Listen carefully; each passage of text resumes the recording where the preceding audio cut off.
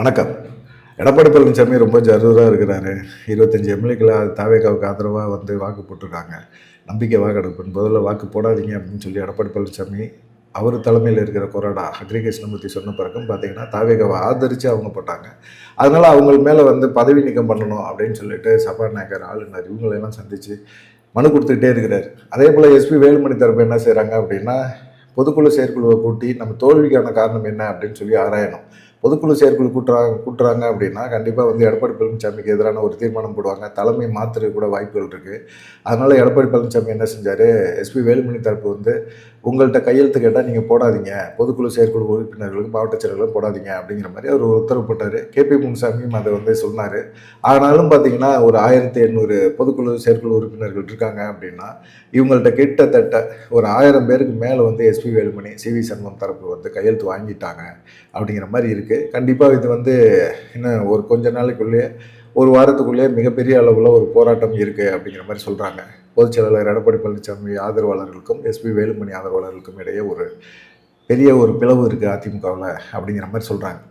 SP Velumani தரப்பு என்ன சொல்கிறாங்க, நாங்கள் தான் பெரும்பான்மையாக இருக்கோம், பெரும்பான்மை எம்எல்ஏக்கள் எங்களை ஆதரிச்சிருக்கிறாங்க அப்படின்னு சொல்கிறாங்க. ஆனால் இவர்கிட்ட எடப்பாடி பழனிசாமிகிட்ட 22 எம்எல்ஏக்கள் இருந்தாலும் அவர் தான் கட்சியோட தலைமை, அவர் தான் பொதுச் செயலாளர், அவர் எடுக்கிற முடிவு தான் சரி, அவர் தான் கொறடாவை நியமிக்க முடியும் அப்படின்னு அவர் தரப்பில் ஒரு சொல்லிகிட்டு இருக்காங்க. சபாநாயகர் வந்து என்ன பண்ண போகிறாரு, என்ன முடிவு எடுக்க போகிறாரு அப்படிங்கிறது தான் இருக்குது.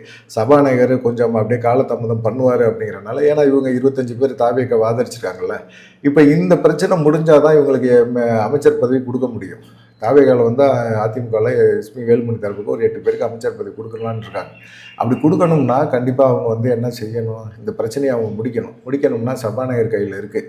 சபாநாயகர் என்ன பண்ண போகிறாருன்னு தெரியல. இதுக்கு இடையில எஸ்பி இவர் எடப்பாடி பழனிசாமி தரப்பு போய் நேரடியாக ஆளுநரை சந்திக்கிறாங்க. ஆளுநரை சந்தித்து இது மாதிரி வந்து அவங்க கட்சி தாவல் சட்டத்தில் அவங்க 25 எம்எல்ஏக்கள் மேலேயும் பதவியை பறிச்சிருங்க அப்படிங்கிற மாதிரி கொடுக்குறாரு. கையெழுத்து போட்டு ஒரு கொடுக்குறாரு. சபாநாயகர் தரப்புலேருந்து எந்த விதமான ஒரு இதுவுமே வரலை எடப்பாடி பழனிசாமிக்கு. அவங்க கண்டிப்பாக வேலுமணி தரப்பு வந்து தான் ஆதரிக்க போகிறாங்க, வேலுமணி கையில் தான் கட்சியை கொடுக்க போகிறாங்க அப்படிங்கிறது தெளிவாக எல்லாத்துக்குமே தெரியுது. கிட்டத்தட்ட இப்போ வேலுமணி தரப்பு வந்து 59% பொதுக்குழு தரப்பு உறுப்பினர்கள்ட்ட கையெழுத்து வாங்கிட்டாங்க.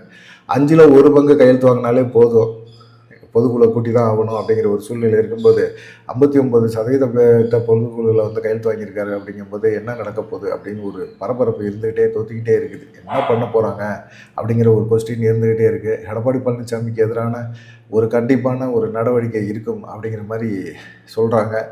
இந்த சைடு பார்த்திங்கன்னா நாங்கள் சபாநாயகர்ட்டையும் கொடுத்துட்டோம், ஆளுநர்கிட்டையும் கொடுத்துட்டோம், ஆளுநர் இன்னும் நடவடிக்கையை எடுக்கலை, இனிமேல் நாங்கள் வந்து அடுத்த ஸ்டெப்பு நாங்கள் நீதிமன்றத்துக்கு தான் போகிறோம், நீதிமன்றத்தில் வழக்கு தொடுத்து இந்த 25 பேர் மேலேயும் பதவி நீக்கம் செஞ்சு அவங்கள்ட்ட எம்எல்ஏ பதவியை நாங்கள் காலி பண்ண போகிறோம். அவங்க எம்எல்ஏ பதவியை ராஜினாமா பண்ணிவிட்டு வேணா தாவேக ஆதரிச்சதுனால விசில் சின்னத்தில் நின்று ஜெயிக்கட்டும், ரெட்டைலை சின்னத்துக்கு நான் தானே கையெழுத்து போட்டேன், என் கையெழுத்துனால தானே அவங்க ஜெயித்தாங்க அப்படிங்கிற மாதிரி சொல்கிறாரு. ஏ ஃபார்ம் பி ஃபார்மில் ஜெயிச்சாங்கல்ல, கையெழுத்து போட்டேன்ல, அதனால தானே அவங்க ரெட்டைலை சின்னமே அவங்களுக்கு கிடச்சிது.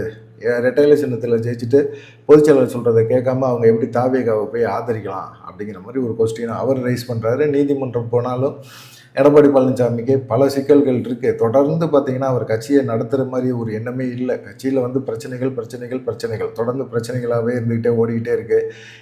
தொண்டர்கள் மத்தியிலையும் ஒரு அதிருப்தி இருக்குது. இனிமேல் அதிமுக வந்து இவங்களுக்குள்ளே சண்டை போட்டுக்கிட்டே இருப்பாங்க.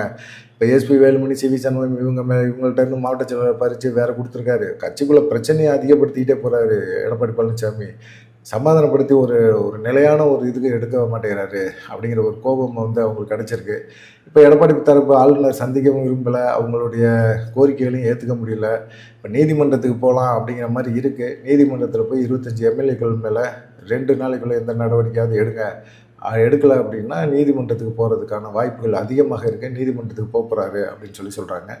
எஸ்பி வேலுமணி தரப்போ அவங்க என்ன செய்கிறாங்க, பொதுக்குழுவை கூட்டி நாங்கள் பொதுக்குழுவில் ஒரு தீர்மானத்தை நிறைவேற்ற போகிறோம், அதிகபட்சமான பொதுக்குழு உறுப்பினர்கள் எங்களை ஆதரிக்கிறாங்க, நாங்கள் பொதுக்குழுவை கூட்டி அதில் வந்து தோல்விக்கான காரணம் அப்படின்னு சொல்லிட்டு தலைமை மாற்றத்தையும் நாங்கள் கொண்டு வரதுக்கு முயற்சி எடுப்போம் அப்படின்னு சொல்கிறாங்க.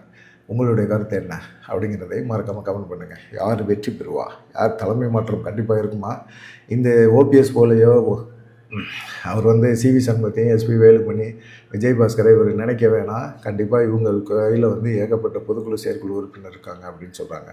உங்களுடைய கருத்து என்ன அப்படிங்கிறத மறக்காமல் கமெண்ட் பண்ணுங்கள். நன்றி, வணக்கம்.